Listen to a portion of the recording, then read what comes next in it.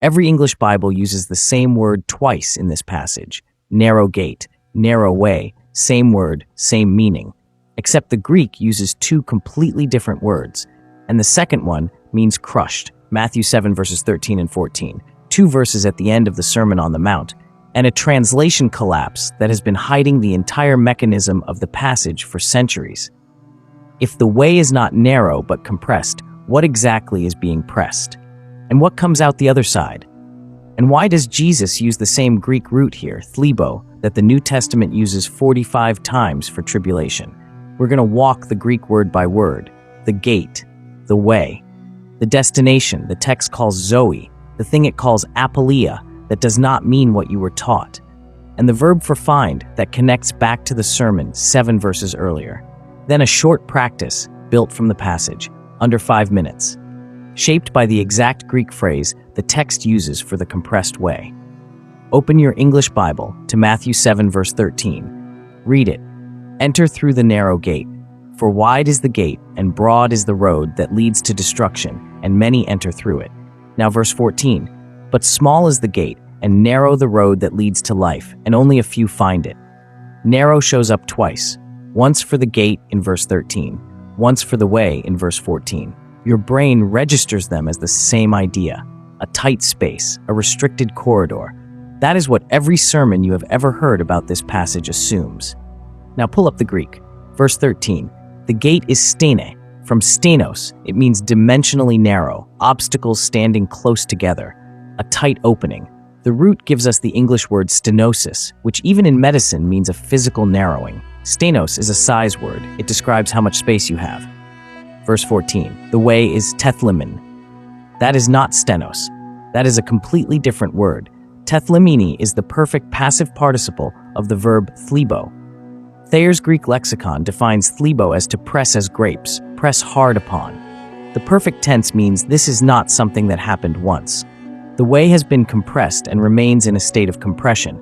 The passive voice means something external applied the pressure. This road did not shrink, it was pressed. And every English Bible translates it as narrow, the same word they used for stenos, as if these two Greek words mean the same thing. They do not. Stenos is a size word, how wide is the opening. Thlebo is a force word, how much pressure is being applied. One describes a door frame, the other describes an olive press. You know what this feels like. You have read a sentence 100 times and assumed it said one thing. Then someone shows you the original language and the ground shifts. Not because the passage changed, because the translation hid a word. Bill Mounts, who served on the ESV translation committee, flags this directly. He writes that the Greek word translated narrow road is the participial form of thlebo.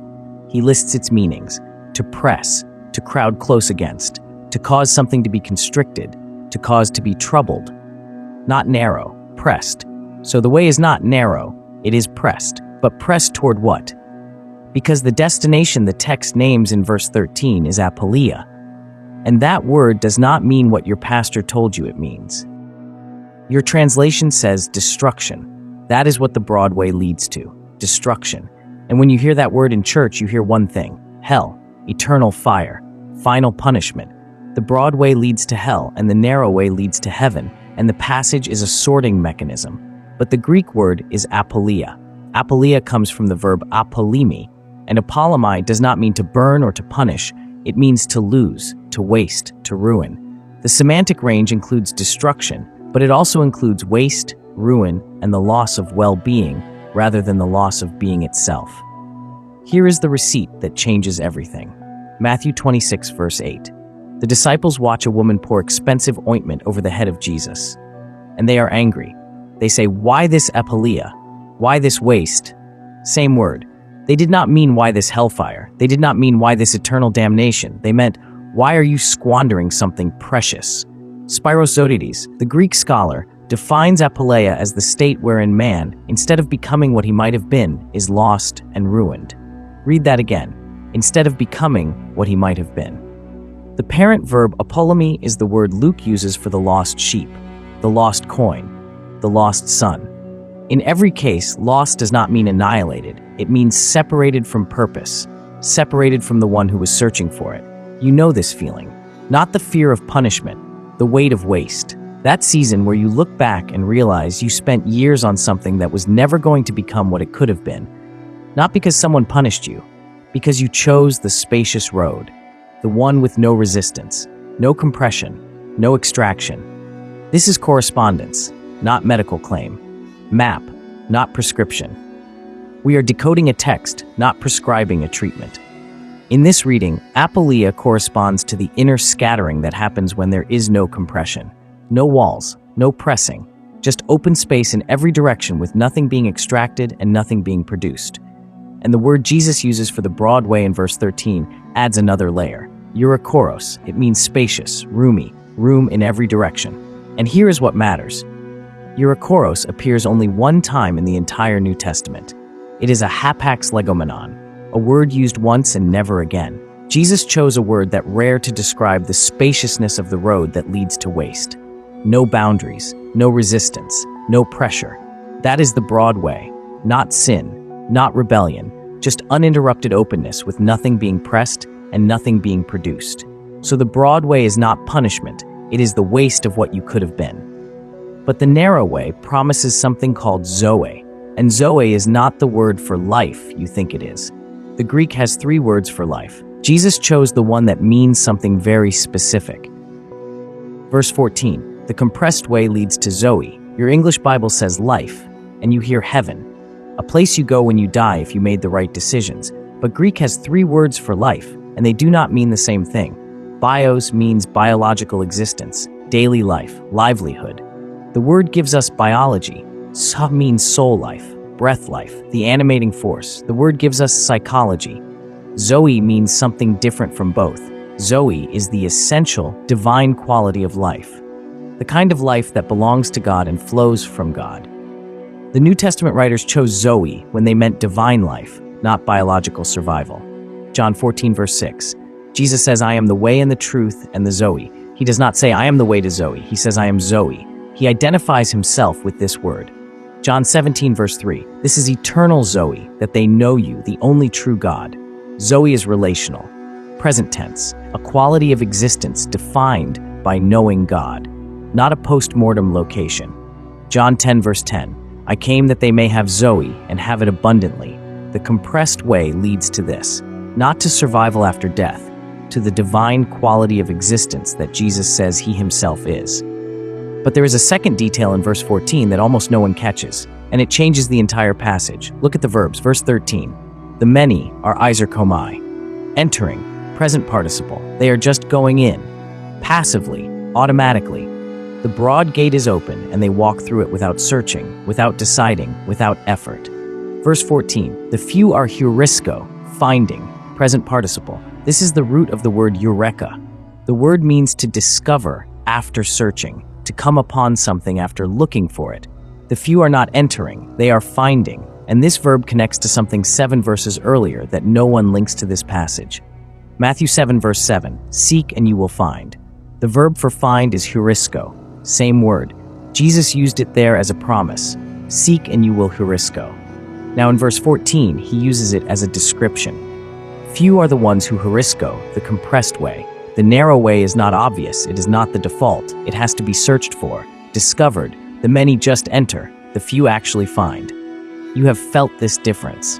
The difference between filling your days with motion and actually finding something. You have entered many rooms, walked through many open doors, but finding something real, something that costs you something to reach. That is rarer. That is what the text is describing. The destination is divine life, found only by those who search. But the road to that life is described with a pressing verb, not a size word, a force word. And that verb has a connection to a place in the Gospels that will reframe everything we have read so far. Now we return to the word that started everything, teth limina, from thlebo, to press as grapes, press hard upon. This verb appears 10 times in the New Testament, and every single time it means physical pressure, suffering, or affliction, not narrowness, not tightness, pressure. Mark 3 verse 9, the crowd is pressing upon Jesus so hard that he asks for a boat to be ready so they will not crush him. The verb is thlebo. This is a body word, people pushing against flesh, not a metaphor for moral restriction. 2 Corinthians 4 verse 8. Paul writes, "We are pressed on every side but not crushed." The word for pressed is libomenoi, same root. Paul is describing physical and spiritual compression in ministry, real pressure from real forces. Two examples, both physical, both unmistakable.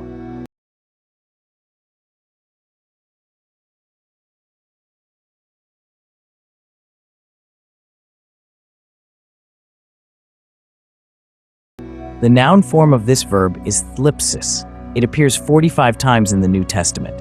Every time your Bible says tribulation or affliction, it is thlipsis. The standard word for suffering in the entire New Testament comes from the same root as the word Jesus used for the narrow way. Every English Bible hides this. Now here is where the passage breaks open. Gethsemane, the place where Jesus knelt the night before he was crucified. The place where he sweat drops like blood under the weight of what was coming. The name Gethsemane comes from two Hebrew words, gat, meaning press, shemanim, meaning oils. Gethsemane means oil press. The place where Jesus experienced the ultimate compression. The place where he was pressed so hard that his body produced what looked like blood. That place is named the press. And the word he used in Matthew 7 for the way that leads to life is the verb form of the same concept, phlibo, to press. The olive must be pressed to yield oil. The grape must be crushed to yield wine. And the way that leads to Zoe, divine life, is not a tight hallway you squeeze through. It is a press. You know what this feels like. That season where everything tightened, relationships, certainty, identity. The framework you built your life inside started closing in, and you thought something was wrong. You thought you had taken a wrong turn. But what if the pressing was not the problem? What if the pressing was the mechanism? In this reading, the pressing corresponds to the inner compression that strips away what is false. The oil corresponds to what remains, what was always there but could not flow until the pressure came. This is correspondence, not medical claim. Map, not prescription. We are decoding a text, not prescribing a treatment.